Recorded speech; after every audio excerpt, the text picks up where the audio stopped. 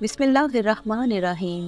حضرت سلیمان علیہ السلام کے حوالے سے چیپٹر 3 یعنی حصہ سوئم میں آج ہم حضرت سلیمان علیہ السلام کی انگوٹھی کے بارے میں بات کریں گے، جس کے بارے میں کہا جاتا ہے کہ وہ سلیمانی انگوٹھی تھی۔ جیسا کہ آپ جانتے ہیں کہ اللہ تعالیٰ نے حضرت سلیمان علیہ السلام کو ہفتے اقلیم کی دولت سے نوازا تھا۔ اللہ تعالیٰ نے حضرت سلیمان علیہ السلام کے لیے تمام جانوروں، جنوں اور شیطانوں کو مسخر کر دیا تھا، اور وہ سب حضرت سلیمان علیہ السلام کے فرما بردار تھے۔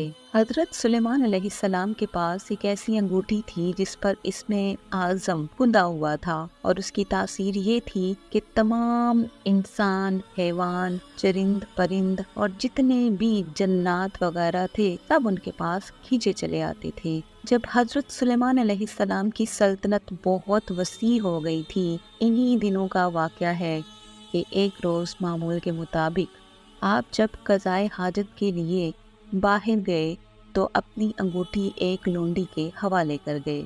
ان کے جاتے ہی دیووں کے ملک کا بادشاہ حمودلیس کسی طرح وہاں آ گیا۔ اس نے لونڈی سے حضرت سلیمان علیہ السلام کی انگوٹھی حاصل کی اور تخت سلیمانی پر جا بیٹھا۔ اس انگوٹھی کی خصوصیت یہ تھی کہ اسی کے سبب سارا کاروبار سلطنت چل رہا تھا۔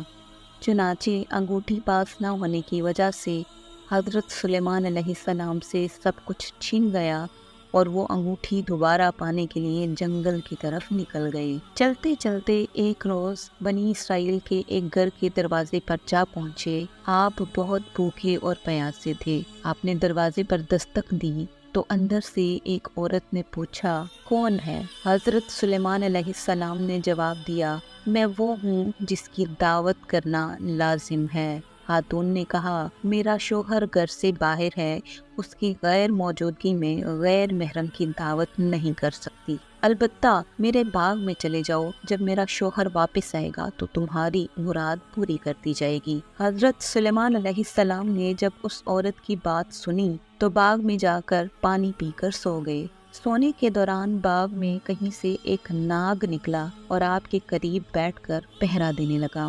جب اس عورت کا شوہر اس باغ میں آیا تو یہ منظر دیکھ کر پریشان ہو گیا۔ اس نے بیوی سے پوچھا، یہ آدمی کون ہے اور یہاں کیوں سو رہا ہے؟ بیوی نے بتایا، یہ مسافر ہے اور آپ کے انتظار میں ٹھہرا ہوا ہے۔ حضرت سلیمان علیہ السلام بیدار ہوئے تو ناگ وہاں سے ہٹ گیا۔ یہ منظر دیکھ کر اس عورت کا شوہر آپ سے بے حد متاثر ہوا اور اس نے آپ کو اپنی بیٹی کا رشتہ دینے کی پیشکش کی، جو آپ نے قبول کر لی۔ آپ نے اس شخص کی بیٹی سے شادی کی۔